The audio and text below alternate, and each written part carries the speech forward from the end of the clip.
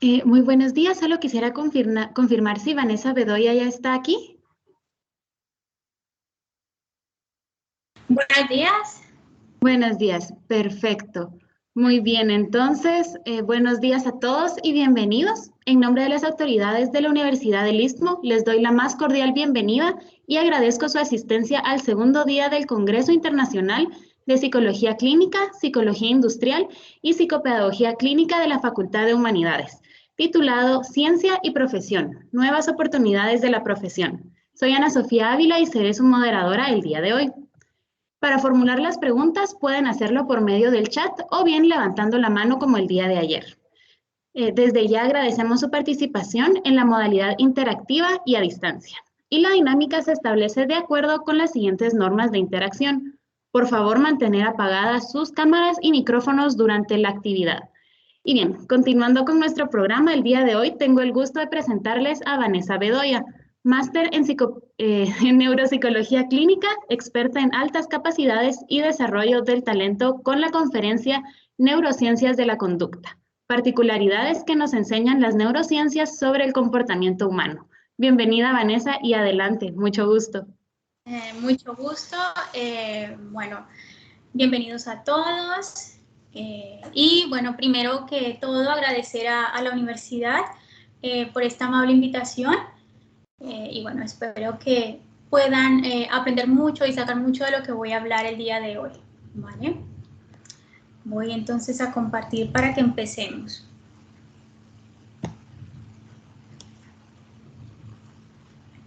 Muy bien.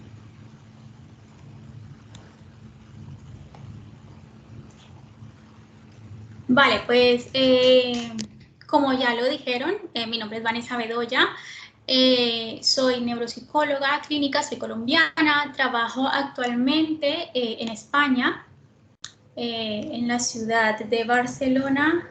No sé qué pasó. ¿Está compartiendo todavía? Sí, ¿no? Vale. Sí, sí, sí. Vale, vale.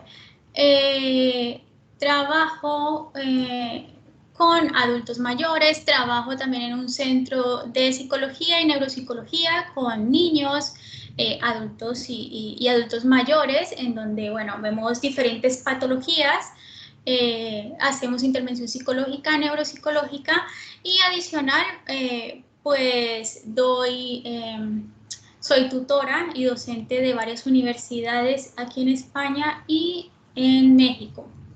¿Vale? Entonces, el día de hoy vamos a hablar sobre neurociencias de la conducta.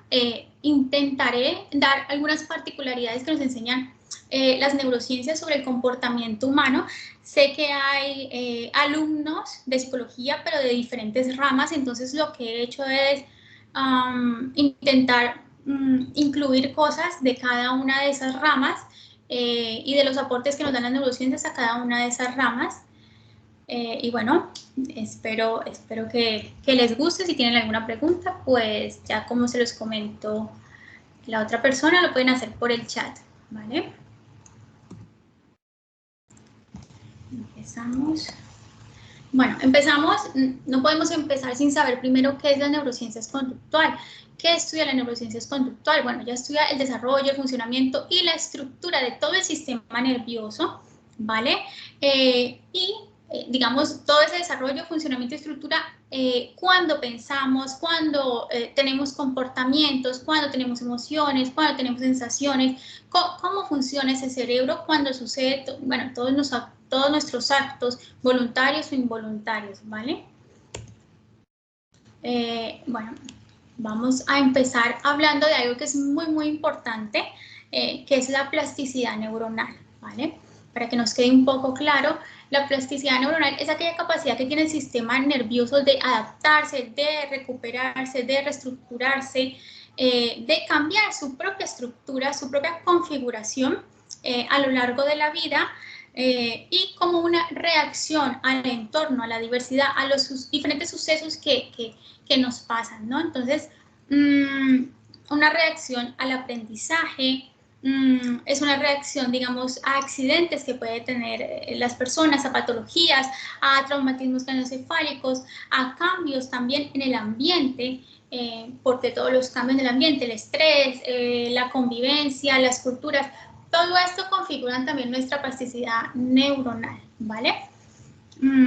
Entonces, ¿qué hace la neuroplasticidad? Pues permite a las neuronas regenerarse tanto anatómica como funcionalmente y formar nuevas conexiones sinápticas que nos van a ayudar, digamos, a esa adaptación de la que ya hemos hablado. Entonces, la plasticidad neuronal es una herramienta maravillosa porque tiene un potencial adaptativo que a nosotros como psicólogos o a los neurólogos o a los psiquiatras nos ayuda enormemente en nuestra intervención, saber que con lo que hacemos, con esta intervención, a los educadores, con la intervención que hacen los educadores, podemos cambiar los cerebros, podemos modificarlos, podemos ayudar, podemos rehabilitar, pues esto me parece que es una puerta maravillosa que se nos abre en la intervención.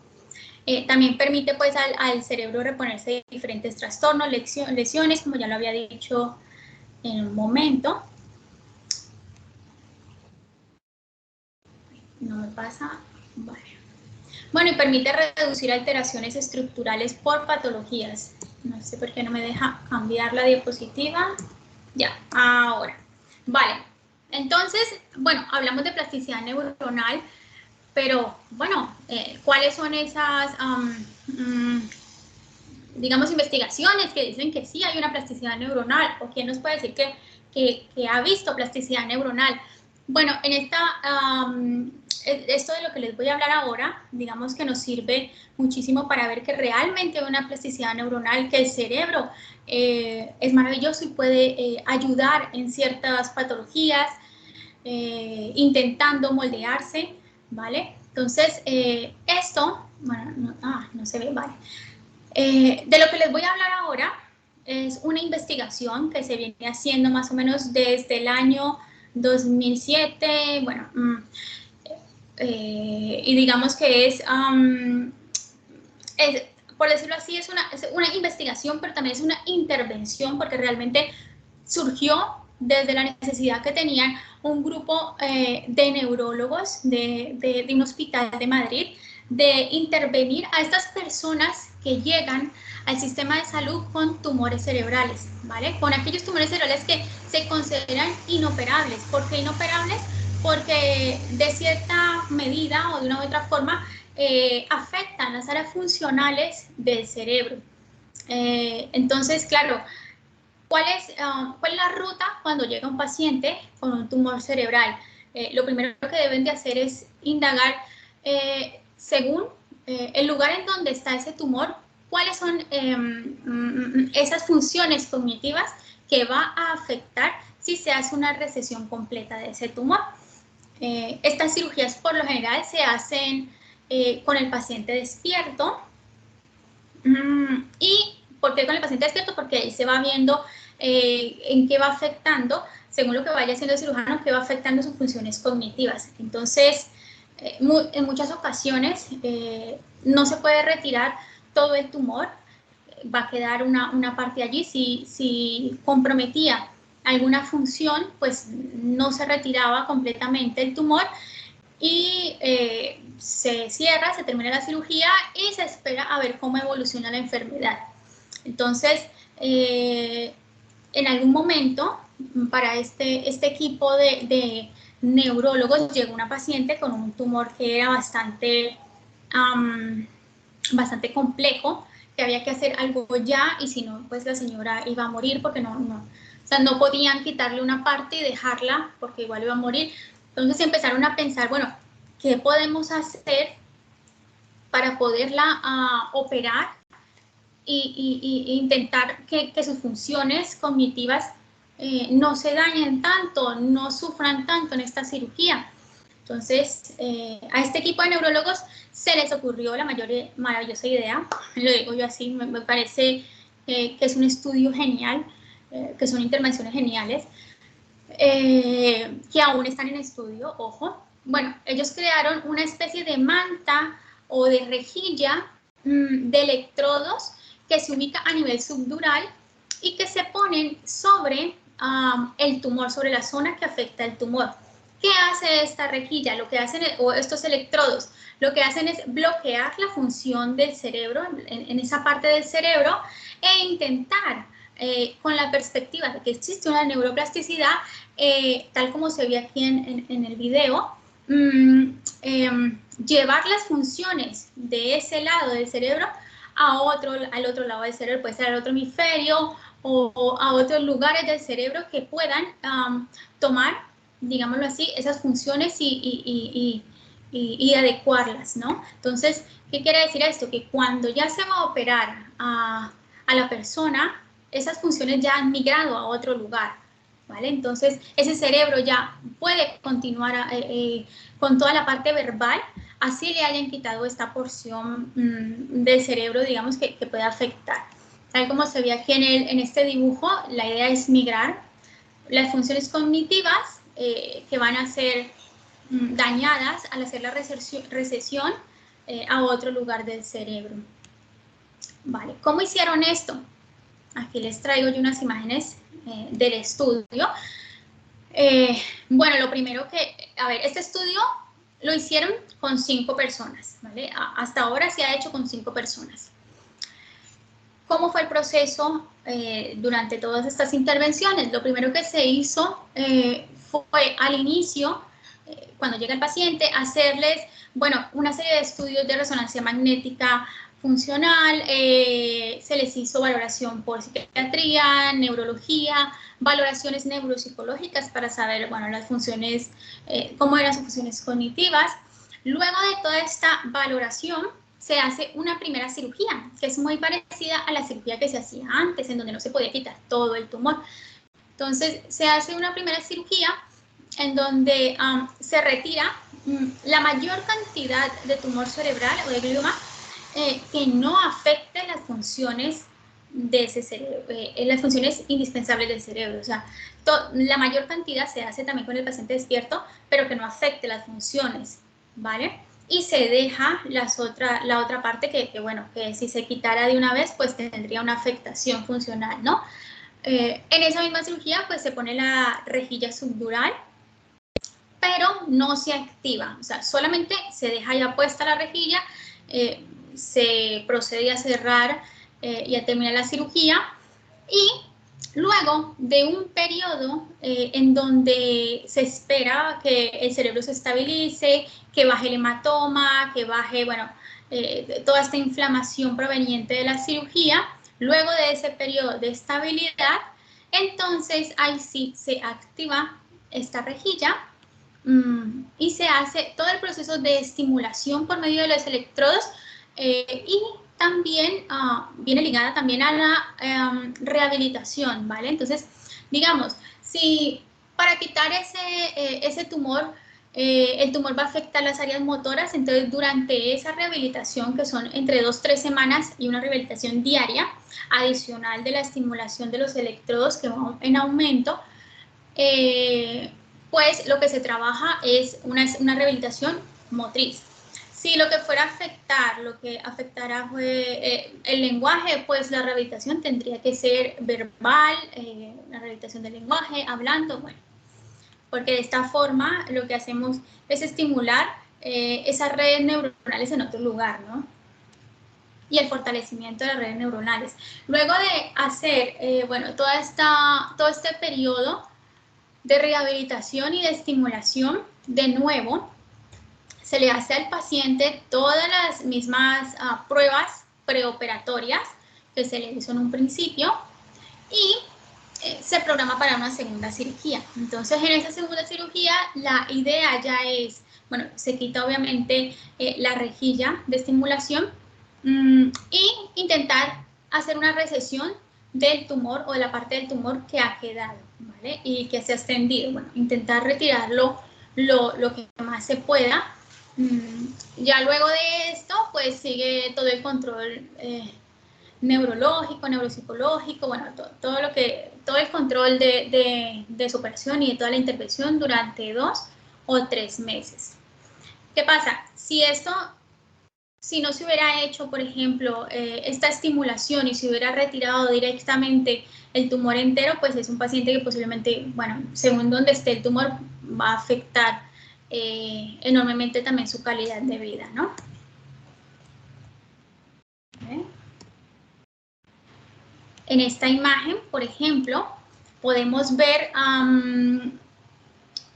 les conté que son 5 pacientes, ¿no? Entonces el caso 1, caso 2, caso 3, bueno, son 5 casos.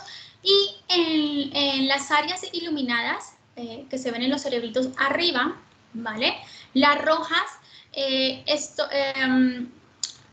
son las áreas iluminadas de aquella función cognitiva que iba a estar dañada, digámoslo así, por el tumor. Por ejemplo, en el caso 1 sería la generación verbal. Entonces, toda esa parte cognitiva en rojo era antes de hacer toda la intervención, y luego azul es a donde ha migrado esa función cognitiva. Si vemos en esta área C, se puede ver las diferencias sustanciales, estadísticas, ¿no? Entonces, las rojas son todas las funciones, digamos, la parte del cerebro que llevaba esas funciones, y luego a dónde ha migrado, ¿no? El azul es donde han migrado. Entonces, aunque claro, es un estudio que solamente se ha hecho con 5 pacientes, que necesita todavía muchísima más investigación, bueno, podemos ver que, bueno, que ha funcionado, ¿no? Y que nos muestra que realmente nuestro cerebro tiene plasticidad neuronal. ¿Vale? Entonces, la plasticidad neuronal, por tanto, es aquella transformación por factores intrínsecos y extrínsecos, ¿vale? Entendiendo que los factores extrínsecos son el aprendizaje, la rehabilitación, la estimulación cognitiva, y aquellos intrínsecos serían aquellos cambios del sistema nervioso a causa de un daño cerebral, a causa de la demencia, a causa, bueno, de un traumatismo craneoencefálico, bueno, de tantas cosas que pueden pasar y dañar las funciones cognitivas de cada persona, ¿vale? De hecho, las personas que son invidentes desde el nacimiento poseen una superficie mayor en áreas parieto-occipitales que les permiten, por ejemplo, fortalecer y mejorar el procesamiento auditivo, y que, bueno, que digamos que este fortalecimiento no se ve en personas que tienen una visión promedio, ¿no?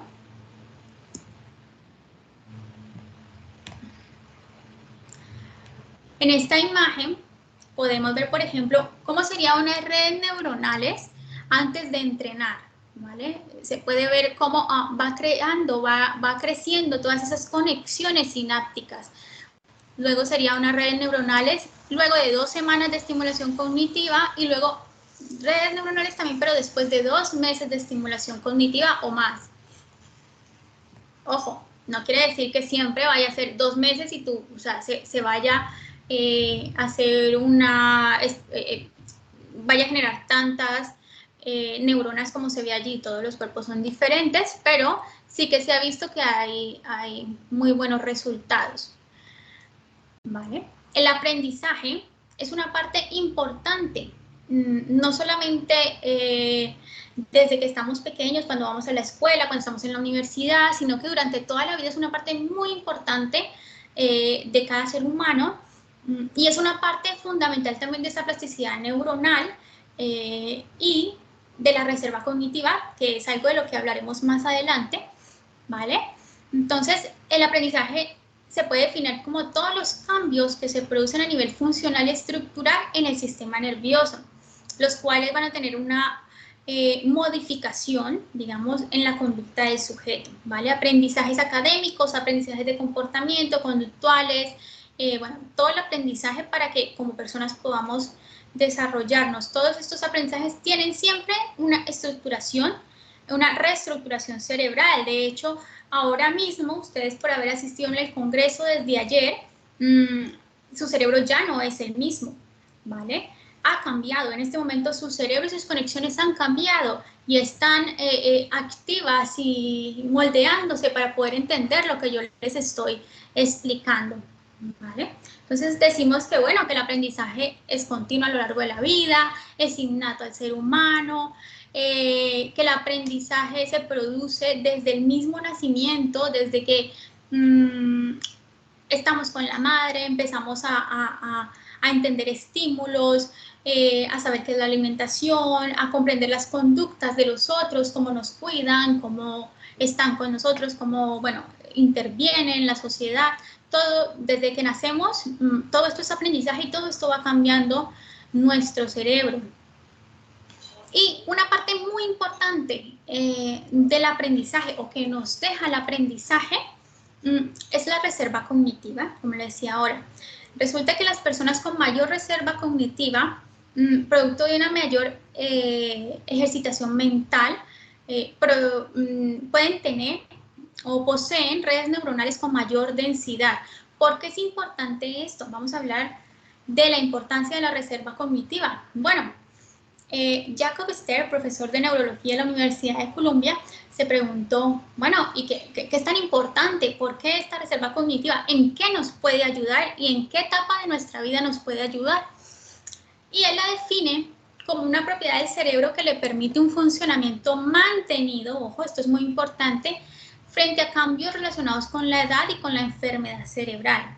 Entonces, estamos diciendo que permite mantener un funcionamiento en edades y en enfermedades cerebrales y en edades avanzadas, en cambios de la edad, ¿vale? Ahí ya estamos diciendo, bueno, nos va a servir para mañana. Algo así es como si fuera un colchón de seguridad. Cuanto mayor es la reserva, más daño necesitaría el cerebro, más daño acumulado necesitaría el cerebro para que manifieste sus efectos a nivel cognitivo. ¿Qué quiere decir? Que no es lo mismo que si tú tienes un daño cerebral, no sé, por algún accidente o lo que sea, tienes un daño cerebral, tienes un accidente y tienes una gran reserva cognitiva, tus déficits cognitivos después del accidente no van a ser los mismos que si otra persona sin esa cantidad de reserva cognitiva que tienes tú, no va a ser lo mismo los daños que va a tener ella. O sea, respondemos diferente. Nuestro cerebro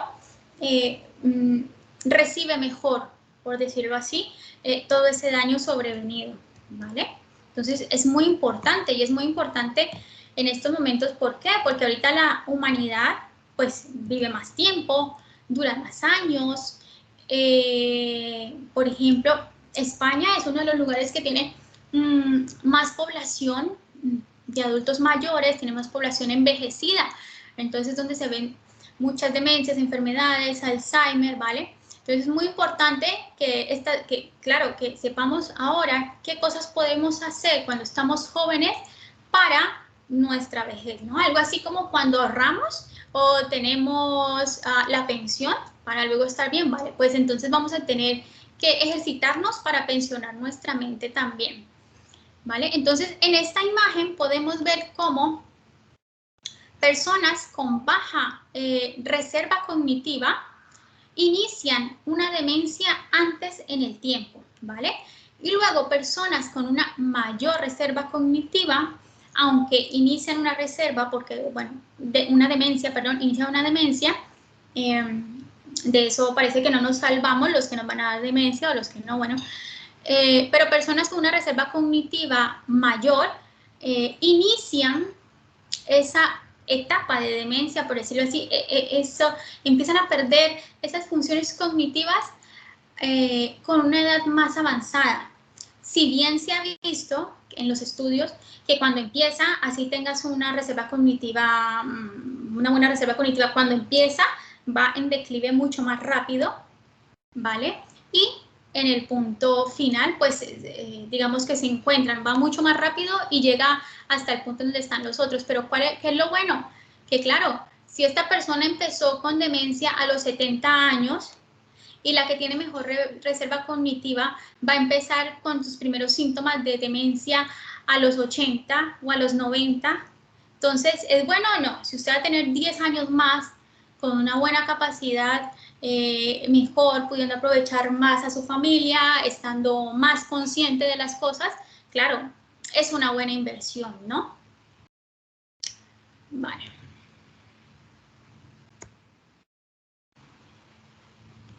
Bueno, entonces decimos que, claro, la estimulación y el enriquecimiento ambiental, a mayor estimulación, a mayor enriquecimiento ambiental, mayor capacidad cognitiva, mayor plasticidad neuronal y mayor reserva cognitiva, ¿no? Muy importante. Entonces, los cambios que se dan por el desarrollo cerebral, vienen algunos programados genéticamente, pero otros también están dependientes a la experiencia, a las cosas que vivimos día a día. Vale.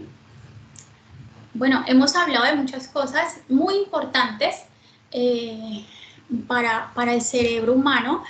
Y ahora voy a hablarles de algo que digamos que es un tema que me apasiona muchísimo a mí, que es, bueno, la neuroeducación como oportunidad, ¿no? Ahorita mismo, ¿qué pasa? Cuando un bebé nace, se dice que tiene un número igual de neuronas, alrededor de unos 100.000 millones de neuronas, igual que un adulto. O sea, el niño nace y tiene tu misma cantidad neuronal, sin ninguna diferencia. No obstante, después de que el niño nace, aumenta en el cerebro y en el hipocampo esa cantidad de neuronas. ¿Por qué? Porque el niño hace como una especie de puerta, ¿vale? En donde hay más conexiones, hay más neuronas, para recibir todo el mundo que se le viene, para aprender, para captar sensaciones, bueno. Y esto pues es una gran oportunidad y un beneficio que tenemos que saber los que trabajamos con niños, ¿vale?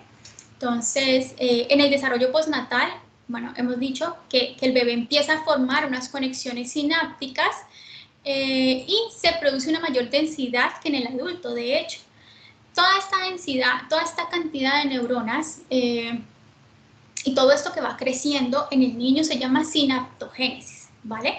La sinaptogénesis, lastimosamente, no nos dura todo el tiempo, no nos dura por siempre, sino que llega un momento entre los 12, 13, 14, 15 años en donde se produce una poda sináptica. Entonces, aquellas conexiones cerebrales que no se estimulan se van a podar, se van a perder, ¿vale? Entonces, vamos a decir que la sinaptogénesis, de la que hablamos ahora, es como cuando tienes una planta, una ramita, tú la riegas, la estimulas y ella va creciendo al lado y luego resulta que tienes la matera llena de ramitas, ¿no? Esto sería la sinaptogénesis. Y va precedida por una poda sináptica. ¿Cuándo aparece la sinaptogénesis? Desde que el niño nace, ¿vale? ¿Cuándo aparece la poda sináptica? Alrededor de los 12, 13, 14 años. Quiere decir que tenemos 12, 13, 14 años con una ventana abierta para poderla aprovechar, estimular, aprender, enseñar, modificar toda esa estructura de nuestros niños, ¿vale? ¿Cómo sería la poda sináptica? Así como este videíto. Bueno, todas aquellas conexiones que no se utilizan, que no se refuerzan, que no se estimulan, se van a ir, se van a perder. Entonces, en esta imagen, por ejemplo, podemos ver cómo sería esa sinaptogénesis en un bebé, en un feto de 36 semanas de gestación, luego un recién nacido, luego 3 meses. Si pueden ver en sus pantallas, obviamente todo esto va creciendo. Todas estas conexiones sinápticas, neuronas que se comunican entre otras para crear nueva información, va creciendo 6 meses, 6 años, ¿vale? Pero luego llega aquella poda sináptica a las que le hablo, a los 10, 12, 14 años, en donde las que no se usan se pierden, ¿vale? O sea, disminuyen. Pero, ¿qué es lo que pasa realmente? Bueno, pasa esto. En esta imagen pueden ver al chiquitín aquí, que tiene muchas redes neuronales, ¿no? La podemos ver. Esto es un entramado lleno. Luego tenemos al jovencito, y este jovencito se ve con menos redes neuronales, pero ¿qué diferencia tiene? La diferencia es que están mucho más gruesas, ¿vale? Mucho más gruesas. Estas son delgaditas, estas son más gruesas. ¿Y qué podemos ver en el adulto? Que están aún más gruesas. ¿Qué ha pasado? Claro, todas estas conexiones gruesas, todas estas conexiones estimuladas son las que se van a quedar, que es lo que hacen al ser humano que se perfeccione en algo, ¿vale? Si esto es una persona, por ejemplo, que toca música, pues sus redes neuronales más fortalecidas va a ser en todas las áreas que llevan el lenguaje musical y bueno, todo esto. Entonces, ¿cuál es la idea? Claro, la idea es intentar perder la menor cantidad de redes neuronales de estos niños, ¿vale? Y que se especialicen la mayor cantidad de redes neuronales. Entonces decimos que, claro, la arquitectura funcional del cerebro se ve marcada por unos genes y también por unos mecanismos epigenéticos, una interacción con el medio ambiente, ¿vale? En esa interacción con el medio ambiente es donde las neurociencias nos traen una propuesta maravillosa a los psicólogos, a los neurólogos, a los docentes, a los colegios, bueno, a los neuropsicólogos. ¿Qué intenta la neuroeducación? ¿Sí? Que es la neurociencias aplicada a la educación. Es una nueva visión, como dice Mora, de ver la educación, de entender la educación basada en el cerebro, en cómo aprende ese niño, en donde se toman ventaja de los conocimientos sobre cómo funciona el cerebro, integrados con la psicología, la sociología, la medicina, para promover, potenciar, mejorar tanto los procesos de aprendizaje de ese niño como la forma en que el docente enseña a los niños. O sea, es como intentar mejorar esa forma de enseñanza de los profesores.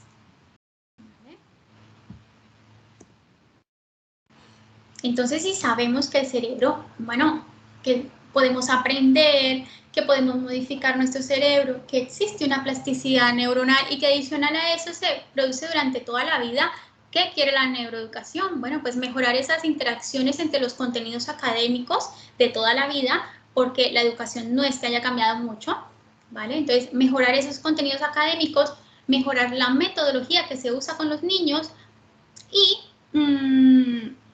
intentar usar todo el conocimiento cerebral del funcionamiento del niño para mejorar estas metodologías, saber cómo aprende el menor, cuáles son sus tiempos de aprendizaje, cuáles son los colores que le permiten o que aperturan más un aprendizaje, cuáles son los tiempos en que necesita un niño para aprender, por ejemplo, una información nueva, cuántas veces necesita repetirla, todo esto integrado a la educación y bueno, ¿cuál es el fin total? Pues el fin total es poder potenciar las capacidades de ese niño que aprende e intentar mejorar todas esas deficiencias, ¿vale? Todas esas dificultades que tiene cada niño, intentando, bueno, hacer una aplicación mejor del aprendizaje, una aplicación mejor de la educación e intentar también disminuir el fracaso escolar, que un alto porcentaje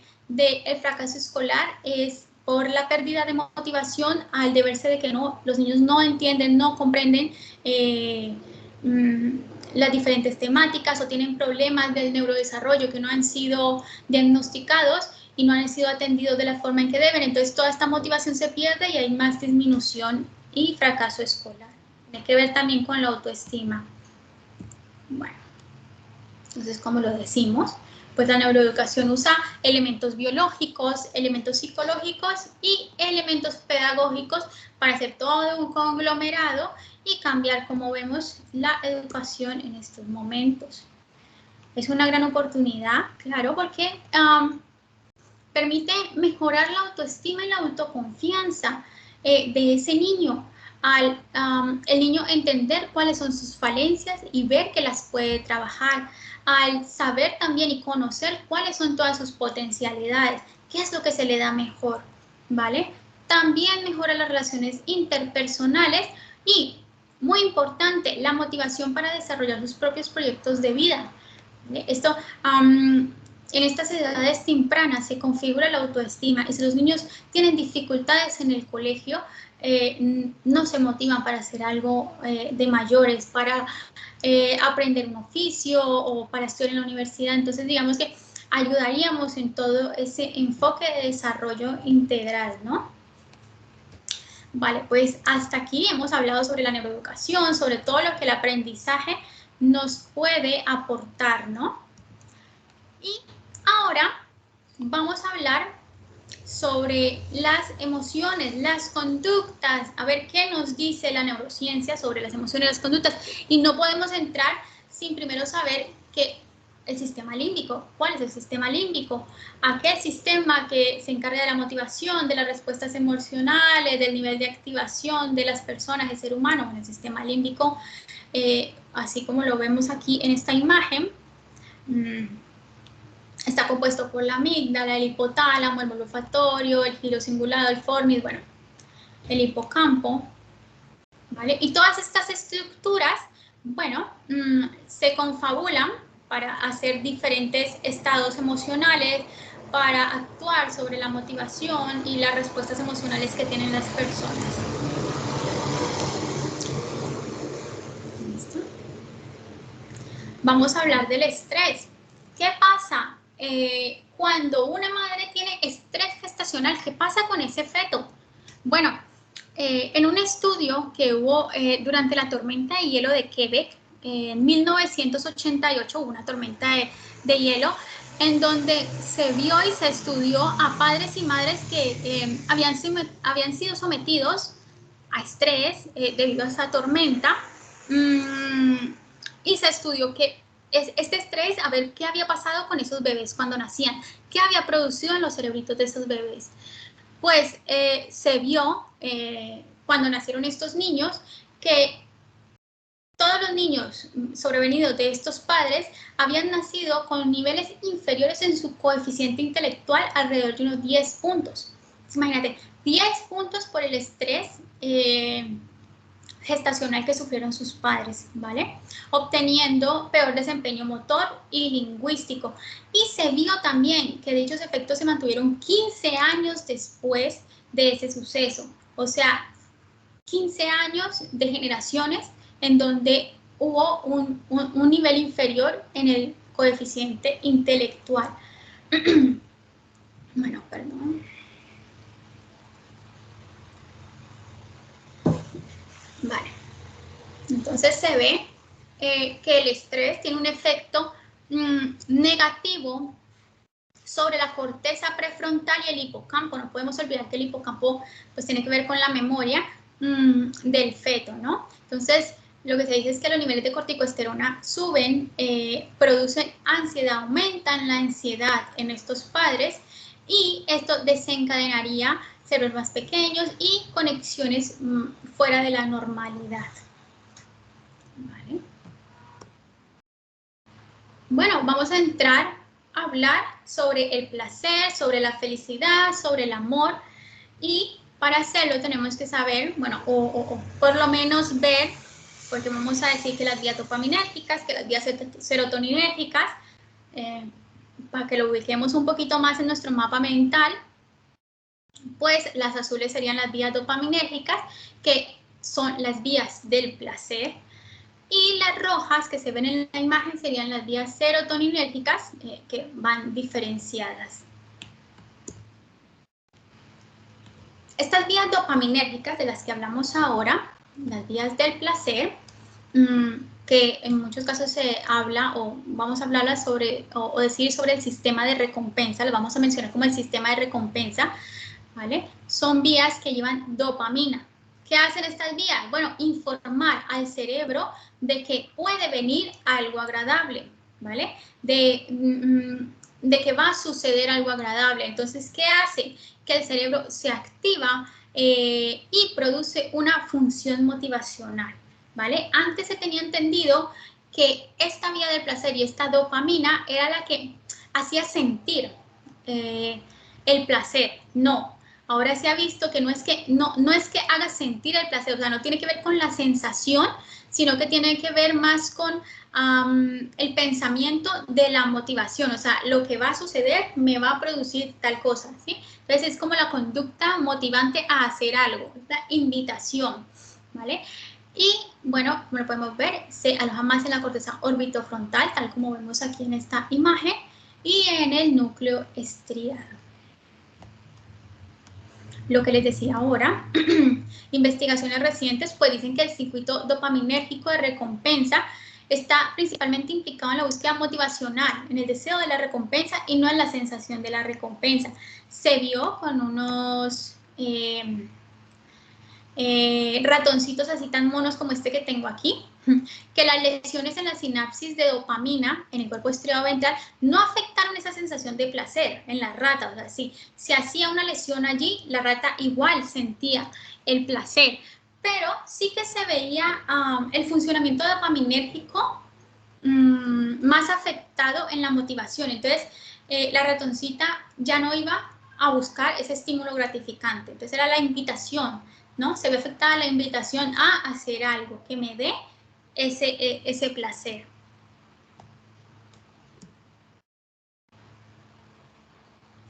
Bueno, y hablando de placer, de recompensa, de emociones positivas, sentimientos positivos, bueno, pues unos científicos querían saber cuál era el efecto de los sentimientos positivos, aquellos sentimientos de recompensa en la solución de problemas y las tareas cognitivas. ¿Qué hacía que una tarea cognitiva fuera para algunos más motivante que para otros, ¿no? Entonces se idearon hicieron varios estudios con varias personas, diferentes personas, en donde hacían unas tareas de asociación de palabras en donde iba aumentando la complejidad. Les daban 3 series de palabras y ellos tenían que escoger una que se asociara más con esas otras 3 palabras, ¿vale? Se encontró que aquellos participantes que habían recibido un pequeño regalo antes de la tarea, que habían tenido, no sé, un dulce, un refresco, que habían visto una película motivante, bueno, que habían tenido algo, digámoslo así, que como regalo, mejoraban su tasa de éxito, perdón, mejoraban su tasa de éxito durante la tarea, en la tarea, o sea, era mejor las asociaciones que ellos hacían. De hecho, se vio que aquellos participantes que habían recibido algún pequeño regalo eran más atrevidos, bueno, llevaban mejor a cabo aquellas tareas que eran aún más difíciles y eran aún más atrevidos al responderlas, así no supieran, o sea, no se inhibían a hacer la respuesta. Entonces se ve, claro, cómo estos sistemas de recompensa también van a cambiar esos sentimientos que tenemos por las actividades, tareas, soluciones de problemas, todo lo que tiene que ver con el funcionamiento cognitivo, ¿no? Bueno, ¿quién ha estado enamorado? No puedo verlo en las caras, pero me imagino que todos han sonreído en este. ¿Han estado enamorados?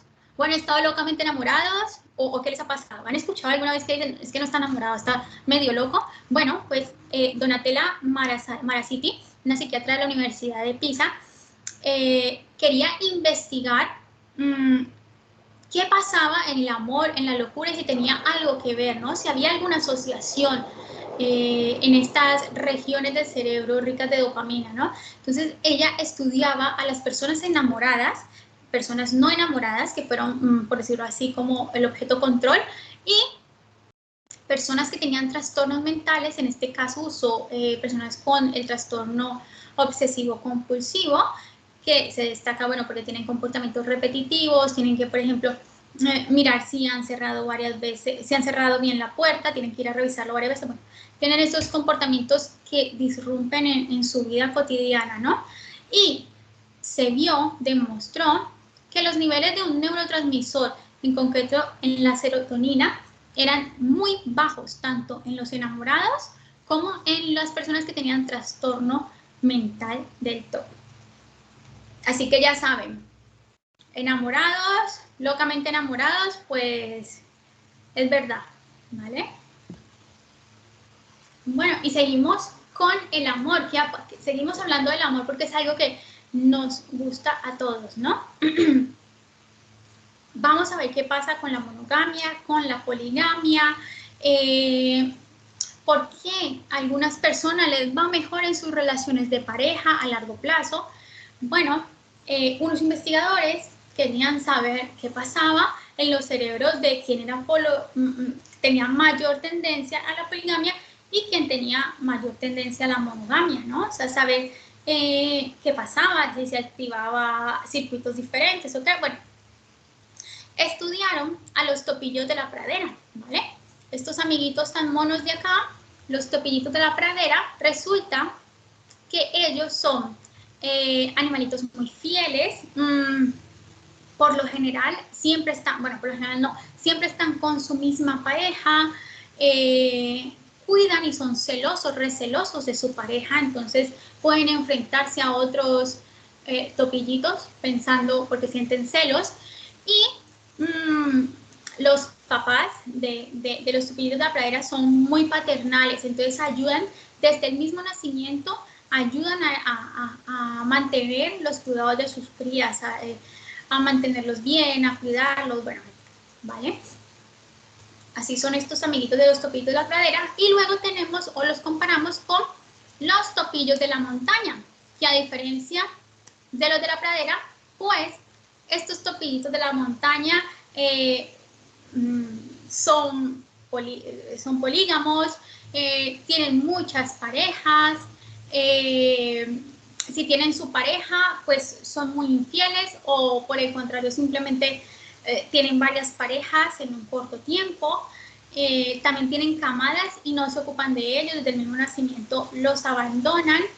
Entonces, eran dos animalitos bastante peculiares para comparar, ¿no? Bueno, pues resulta, se vio que la oxitocina y la vasopresina tenían que ver con esto de la monogamia y la poligamia. Entonces se encontró que estos topillitos de la pradera tienen mayor cantidad y mayores receptores de oxitocina, mayor cantidad de oxitocina y de receptores de vasopresina en el núcleo accumbens que los otros amiguitos, los topillitos de la montaña, ¿vale? Se vio que a mayor cantidad de oxitocina, por ejemplo, en las hembras, en el estudio, si se les ponía mayor cantidad de oxitocina, las hembras quedaban prendadas del primer ratoncito que se les pasara. Y en los machitos, a mayor cantidad de receptores de vasopresina, por ejemplo, era más sus conductas paternales, sus conductas agresivas frente a los celos y de control hacia las otras, hacia sus prácticas femeninas, ¿no? Hacia las hembras, ¿vale? Y se vio, por el contrario, que los topillitos de la montaña pues tenían menos cantidad de oxitocina y de receptores de vasopresina. Y que, bueno, parece ser que esto tiene que ver con la infidelidad a sus parejas, el mayor número de parejas, el abandono a las crías, ¿vale? Es que, de hecho, la oxitocina es la hormona que nos hace sentir más ligados los unos a los otros, que hace, bueno, estas relaciones más maternales tienen que ver con la oxitocina. Nosotros liberamos oxitocina durante el nacimiento, durante el crecimiento y durante las relaciones sexuales, ¿no? Entonces, bueno, se ve que la corteza cerebral, en especial la ínsula, los ganglios basales, el sistema límbico, se activan cuando amamos a alguien. Y estas son regiones del cerebro ricas en dopamina y ricas en sustancia de la recompensa. Bueno, ya vimos lo que sucede con los topillitos. No quiere decir que ahora entonces vamos a coger a nuestras parejas y vamos a hacerles un conteo de niveles de oxitocina y vasopresina para ver si la relación nos va a ir mejor o no. Bueno, resulta que los investigadores dijeron, bueno, ¿y qué pasa con los humanos? ¿Qué pasa con ese amor a largo plazo? Porque algunas parejas continúan en el tiempo su relación después de que, por ejemplo, ha pasado toda esa etapa de enamoramiento. ¿Qué pasa con ellos? Bueno, en el estudio se vio que menores niveles de oxitocina y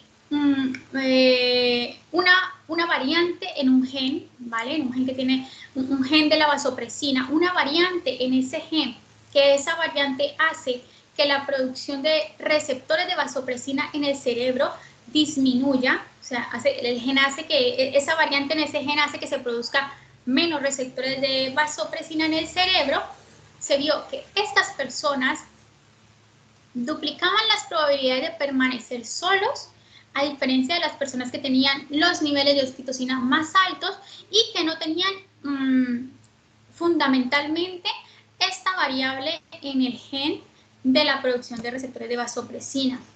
También se vio que tenían más crisis durante las relaciones de pareja, o sea, si bien se habían casado, tenían más crisis con su pareja, más riesgos de divorcio y algo muy particular, los cónyuges, las cónyuges de estas personas con esta condición expresan mayor insatisfacción hacia sus parejas y hacia la relación que las otras personas que no tienen, digamos, toda esta condición.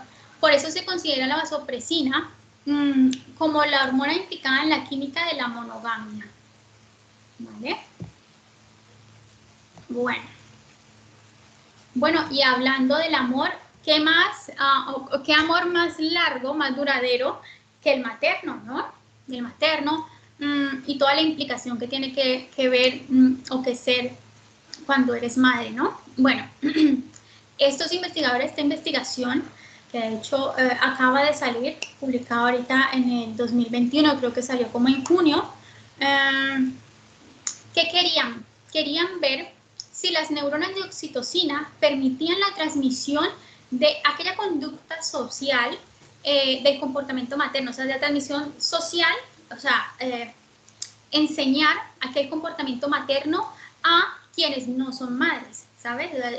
No eso, no personas ni animalitos que ya tuvieran camadas, sino los que no tenían, por el contrario, ¿vale? Lo que podemos decir como la holoparentalidad. Querían saber si esa experiencia se aprendía, si la podíamos enseñar. Entonces, en este estudio se crearon, bueno, estas estaciones para los ratones.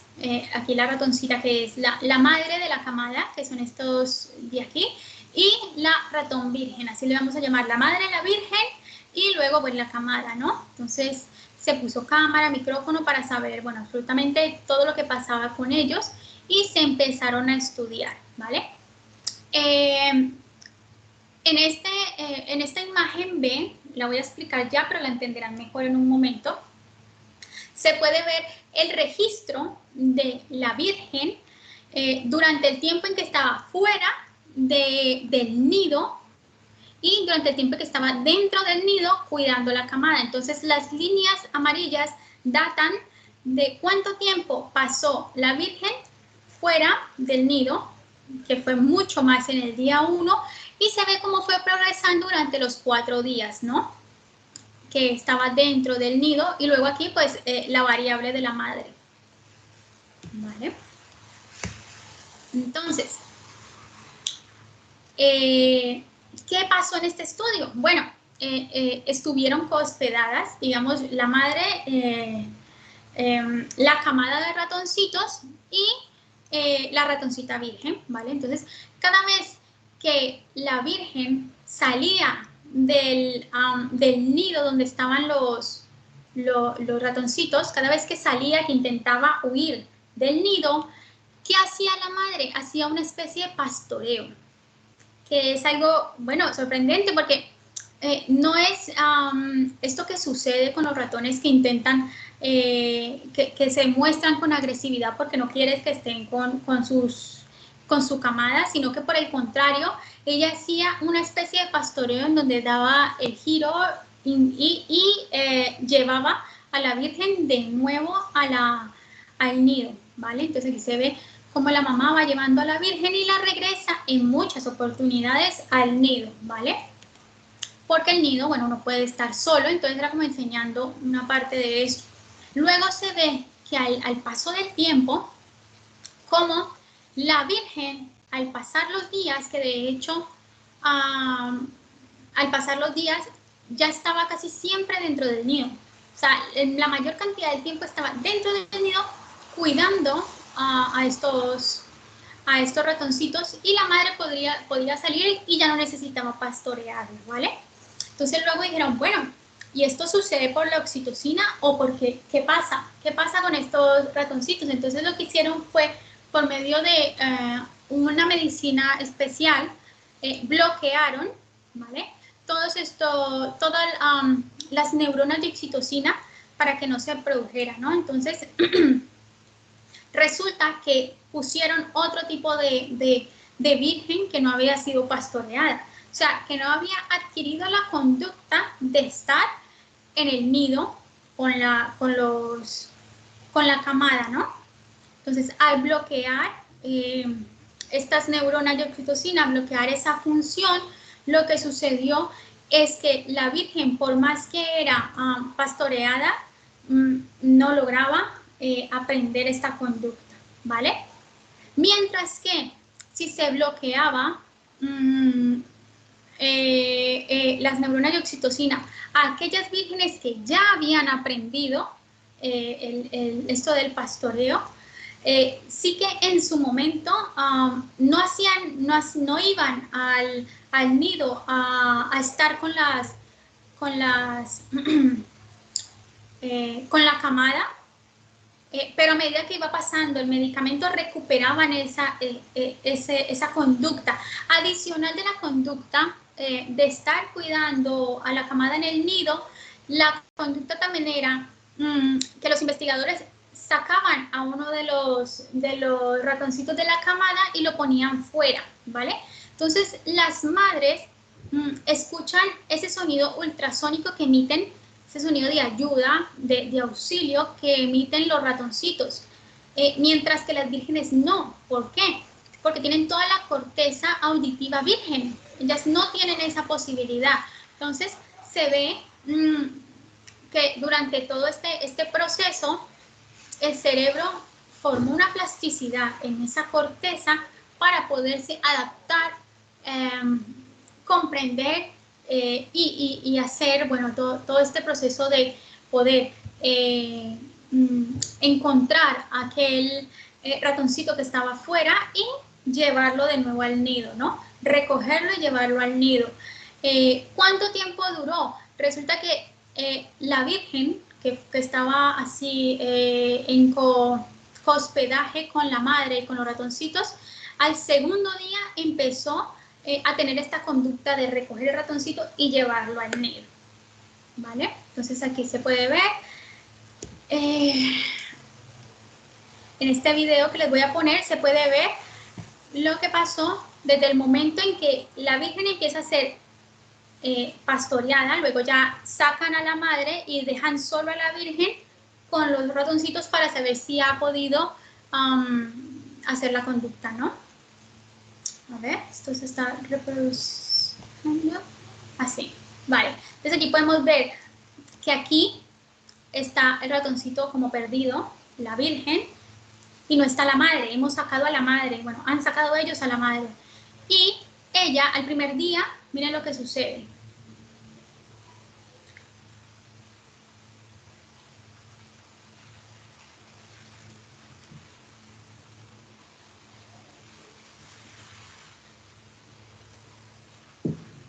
El primer día no pasa nada, ¿vale? No es capaz de, no tiene ese comportamiento, no es capaz de dar ese comportamiento. Luego el segundo día, ¿qué sucederá? Vamos a ver.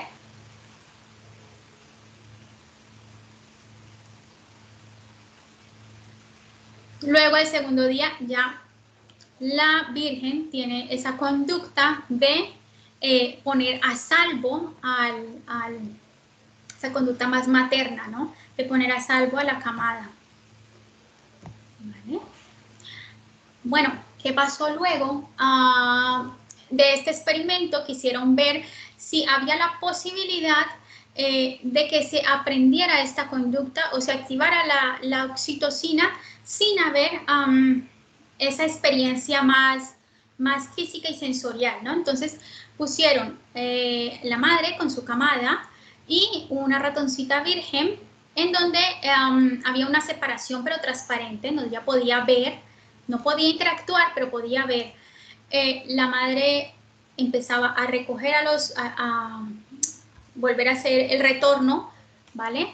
de la camada, la Virgen veía y se vio que la Virgen pudo aprender esta conducta, ¿vale? Activó esa parte de la oxitocina. No obstante, se demoró mucho más. Si la otra Virgen, con la experiencia más sensorial, más personal, bueno, más entre los dos animalitos, lo pudo hacer a los 2 días, ella se demoró mucho más tiempo, alrededor de 3, 4 o 5 días más o menos en poder obtener la conducta, pero la obtuvo. Y luego se investigó si al no haber esa visualización, pues iba a pasar lo mismo. Y no, se vio que, claro, aquí han bloqueado, porque esto era transparente, han bloqueado todo lo visual, no puede ver la ratoncita lo que está sucediendo, simplemente ella no recoge a los ratoncitos, ¿vale?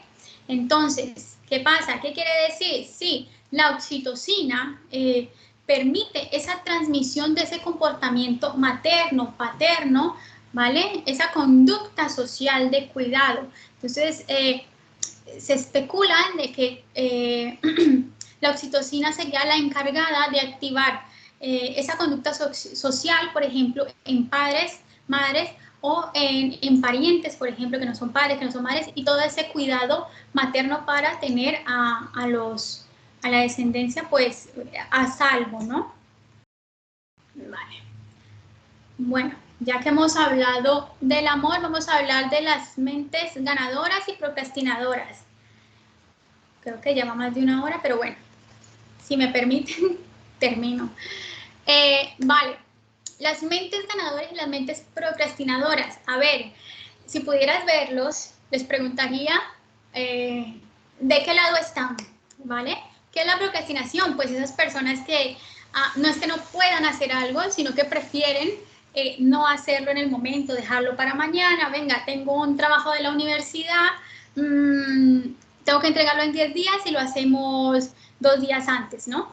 Hemos planificado toda una serie de cómo vamos a trabajar durante los 10 días y mentiras, lo hacemos 2 días antes y ya está, ¿vale? Mientras aquellas mentes que se esfuerzan un poco más, que tienen un compromiso más alto con la tarea, ¿no? Entonces, querían ver qué sucedía en esos cerebros y resulta que se vio un aumento de la dopamina en áreas del cerebro. En ambos sujetos se vio el aumento de la dopamina, pero en diferentes lugares, ¿vale? Entonces, los que somos procrastinadores, pues ya sabemos que podemos culpar al cerebro. Ya está, el cerebro tiene la culpa, no yo. Vale, en aquellas mentes más ganadoras se vio más dopamina en el córtex prefrontal y en los ganglios basales, en el núcleo accumbens, ¿vale? Mientras que aquellas personas más de procrastinación se vio un aumento de dopamina, pero en la ínsula, en la corteza detrás del lóbulo temporal, ¿vale? Entonces, no es solamente que esté la dopamina, sino en qué lugares se reproduce lo que hace que tengamos esa motivación, ¿vale? Ya sabemos que las tareas que más dejamos para mañana son las que nos producen más esfuerzo cognitivo y el cerebro es vago. El cerebro lo que quiere hacer es ahorrar la mayor cantidad de energía que pueda. Por él no haría nada. Entonces, bueno, esto tiene que ver. No se sientan culpables. Los procrastinadores son los cerebros y no nosotros. Se vio en un estudio, por ejemplo, que los ratoncitos sanos intentaban conseguir la comida que fuera más sana, o sea, que pudiera hacerlos sentir mejor. Cuando se bloqueaban estos circuitos de dopamina, ¿qué pasaba con los ratoncitos? Pues los ratoncitos buscaban cualquier comida, la que estuviera allí, o sea, no les importaba si era la comida más sana, sino la que primera les diera placer, ¿no? Que primero activara todo el circuito del placer, ¿vale? Ese placer inmediato, que es lo que pasa con la procrastinación. El circuito del placer inmediato lo ponemos, digamos que por encima de aquel placer que es más a largo plazo o más tardío. Y bueno. Vale, hablemos de la resiliencia. A nivel de psicología social hemos hablado muchísimo sobre la resiliencia. Hay muchos artículos, muchos estudios, ¿sí? Que dicen, bueno, que la resiliencia es esa capacidad que tiene el ser humano de superar problemas, de salir adelante sobre la adversidad, de volverse a levantar cuando se ha caído, ¿no? Pero ¿qué pasa en ese cerebro? ¿Vale? ¿Qué sería la resiliencia cerebral? Bueno, pues la resiliencia cerebral serían esos cambios estructurales funcionales del cerebro que permitirían a ese cerebro adaptarse frente al estrés o el medio ambiente, ¿sí? Recuperaciones de funciones que han sido afectadas por medio del estrés. Entonces, se ha visto que hay mayor neurogénesis en el giro dentado y remodelación en la dendrítica hipocampal, y que estos serían los cambios primordiales estructurales, digamos, que vienen vinculadas a esa resiliencia. La resiliencia más cerebral la ponemos en términos de volver a recuperar aquellas funciones cognitivas que han sido deterioradas, por ejemplo, por el estrés. Sabemos que en casos de estrés mayor se ven alteradas pues muchas de las funciones cognitivas, ¿no? Entonces sería esa resiliencia, esa capacidad de volver al estado anterior después de un proceso de estrés. Sin embargo, hay que tener en cuenta que, claro, todos estos enfermedades o procesos de estrés bueno, todas estas dificultades que tienen que ver con un estrés prolongado afectan negativamente esa resiliencia, ¿vale?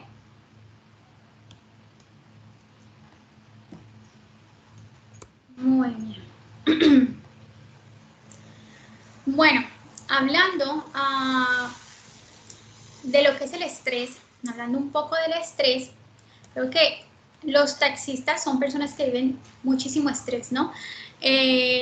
Resulta que se hizo un estudio en la ciudad de Londres, ¿vale? Una universidad de Londres, un estudio en la ciudad de Londres para saber, a ver, Londres es una ciudad que tiene dificultad en su movilización, en sus carreteras, tiene muchos lugares turísticos, bueno, es muy compleja, es muy grande, ¿vale? Entonces, las personas que quieren ser taxistas tienen que tomar unos cursos que alrededor duran de entre 2 y 4 años, estos cursos. Y luego de esos cursos tienen que, luego de prepararse, tienen que hacer un examen, ¿vale? Pasar el examen para poder ser taxistas. Entonces, ¿cuál fue el estudio que se hizo? Bueno, se midió, hace muchos años, se midió cuál era la diferencia entre aquellos taxistas y digamos que se usó una población control de la misma edad y mismo coeficiente intelectual parecido a la muestra de taxistas para mirar qué diferencia había entre esos dos cerebros, ¿vale? Se vio que el cerebro de los taxistas de allí de Londres, que tienen que guardar mucha información, muchas rutas, que tienen que, por ejemplo, llevar a una persona de un lado A a un lado B, intentando no cruzarse con toda los turistas, con las zonas turísticas, en el menor tiempo posible. Bueno, son muchas cosas las que ellos tienen que hacer, y se vio que había mayor hipocampo, o sea, el hipocampo era más grande en la zona posterior, ¿vale? Y se dice que, bueno, que esta parte, digamos que fomentaría o mejoraría la memoria espacial en la navegación. Entonces, en esta imagen de acá, a ver, aquí en el cerebrito vemos el hipocampo, y en esta imagen podemos ver que es mucho más grande, ¿vale? El hipocampo. Bueno, este fue el primer estudio que se hizo con los taxistas. Resulta que después se hizo otro estudio, pero ahora un poco más controlado. Entonces, lo primero que se hizo, porque querían saber, bueno, o es que el conducir, la experiencia de conducir, te hace crecer el hipocampo, o puede pasar que solo pasen el examen y solo puedan ser, o sea, pasen el examen para ser taxistas quienes tienen mayor hipocampo. Entonces, esa era como la pregunta. Lo que hicieron fue a chicos que iban a hacer el curso, cuando apenas iban a empezar, les hicieron resonancia. Y luego les hicieron resonancia después, cuando habían terminado el curso y habían pasado el examen. Y se vio que el hipocampo creció notoriamente en aquellas personas que pasaron el examen para ser taxistas, ¿vale? ¿Por qué es importante este estudio? Porque, ¿en qué nos ayuda? Venga, Vanessa, pero esto que a mí que me interesa el cerebro de los taxistas. Bueno, muy importante, porque resulta que cuando empieza en etapas muy iniciales del Alzheimer, lo primero que se deteriora es el hipocampo, ¿vale? Entonces, dos cosas. Una, si lo primero que se deteriora el hipocampo es el hipocampo, ¿no sería mejor tener un hipocampo más fortalecido que pudiera mediar más en aquellos daños iniciales del Alzheimer? O sea, que aguantara un poco más. Ah, sí. Vale, ¿cómo fortalecemos ese hipocampo? Bueno, a ver, los GPS de los coches actualmente no nos ayudan mucho, ¿vale? Si estos taxistas, en lugar de poder ubicarse con sus propios mapas mentales, con la experiencia de conocer las ciudades, puntos estratégicos, si no hicieran eso y solo hubieran usado el GPS, sus cerebros sus hipocampos no hubieran aumentado, ¿no? ¿Qué tenemos que hacer? Bueno, cambiemos de ruta cada vez que vamos a casa. No usemos tanto el GPS, intentemos entender el mapa de nuestra ciudad, intentemos ubicarnos, ¿vale? De hecho, una de las neurocientíficas dice que en algún momento veremos la incidencia que va a tener los GPS, el uso de los GPS sobre el aumento y la incidencia de Alzheimer en la población. Entonces, importantísimo. Bueno, otro dato importante que nos enseñan las neurociencias, ¿vale? Es la influencia de la experiencia laboral en la inversión y en la anatomía del cerebro. Resulta que querían ver, bueno, ¿qué pasa con aquellas personas que invierten en la bolsa? Porque unos son senior y porque unos son junior. ¿Habrá cambios en su cerebro? ¿Serán diferentes? Bueno, pues se encontró que sí que son diferentes. Esto que vemos aquí en verde serían los investigadores senior, ¿vale? Y se ve cómo tiene una mayor activación que los junior, que es toda la parte azul. Aquí en el volumen, bueno, toda la activación amarilla y naranja es la mayor parte que se activa en el cerebro de las personas senior, que son, bueno, inversores de la bolsa, estas personas que viven con muchísimo estrés, frente a una menor activación de las áreas que están en azul. ¿Qué se vio? Vale, se compararon los dos, digamos que las dos poblaciones de trabajadores, y los inversores senior se notó que tienen un mayor volumen de materia gris que aquellos inversores junior, ¿vale? Y también se vio que tenían mayor conectividad estructural en las vías dopaminérgicas. ¿Se acuerdan que las vías dopaminérgicas son las del placer? Pero algo muy importante, por lo general los humanos siempre estamos intentando ver qué sucede mañana, ¿no? Prever, tomar decisiones, bueno, intentando prever, pues cuando inviertes es un poco así, ¿no? Porque normalmente el mercado no sabe muy bien cómo va lo del mercado. Sin embargo, los inversores senior son aquellos inversores que van mejor en las inversiones de la bolsa, valga la redundancia.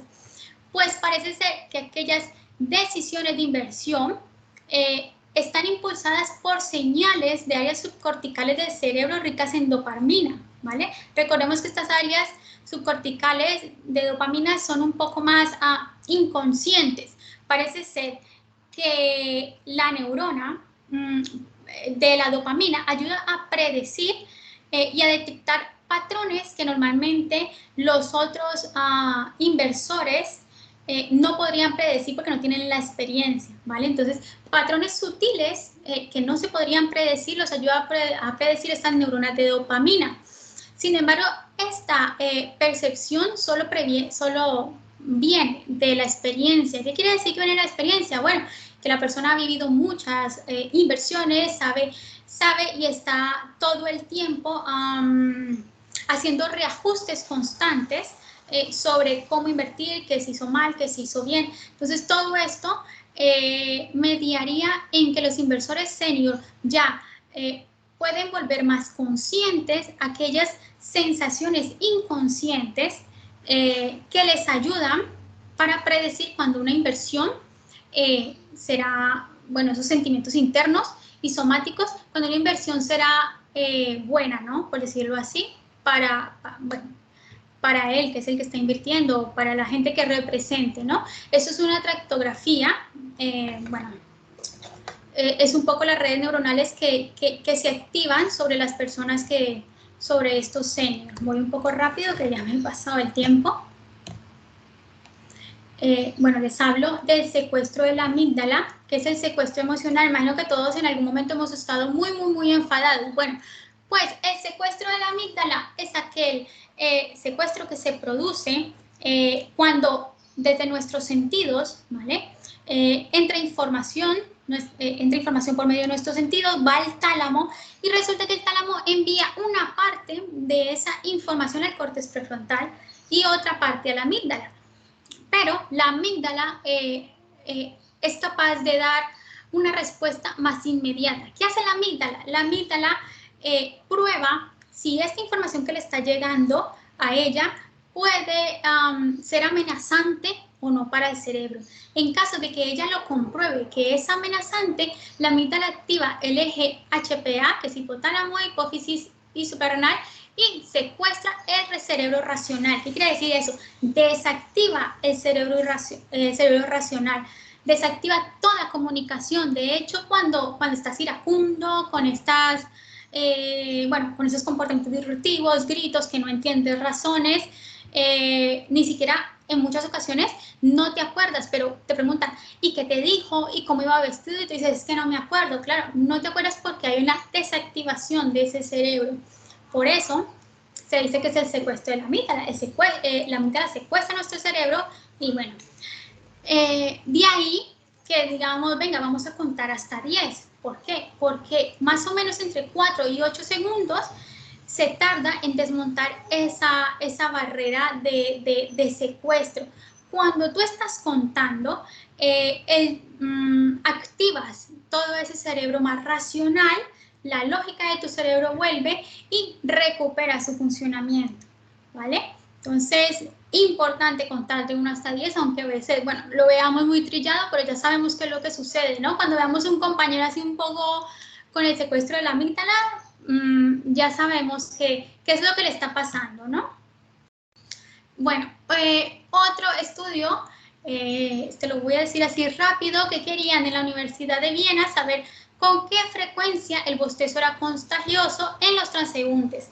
Y lo intentaron comparar, bueno, en Viena lo hicieron durante el frío y lo intentaron comparar con el clima de Arizona, Estados Unidos, que es un clima más caliente. Bueno, se vio que las personas en Viena bostezaban más en verano que en invierno y en Arizona más en invierno que en verano.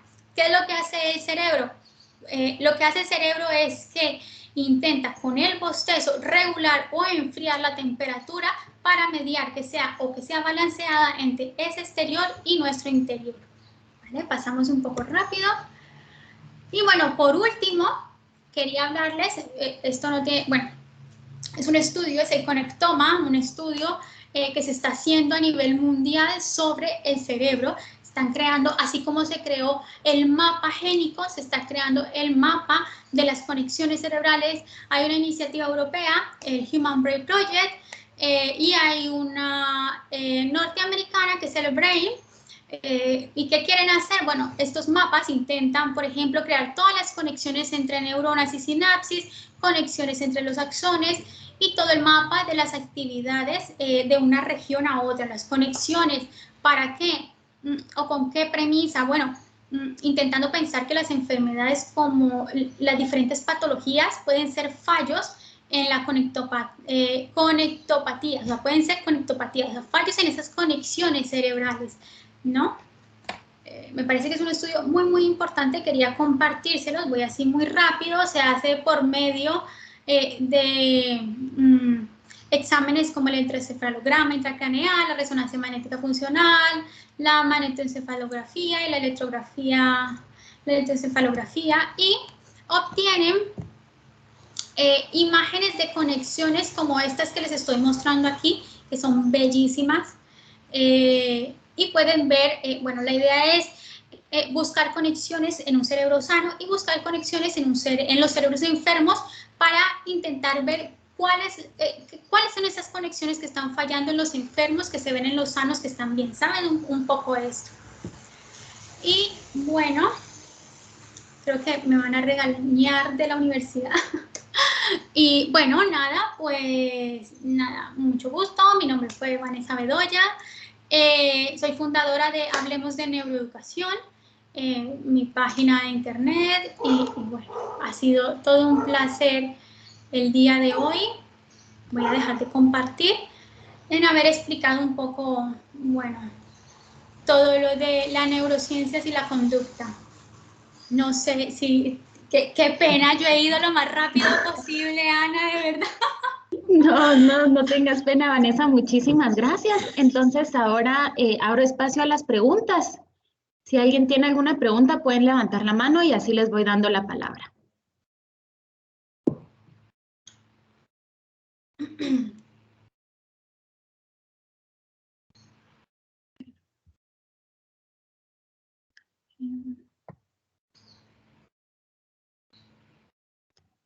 Ok.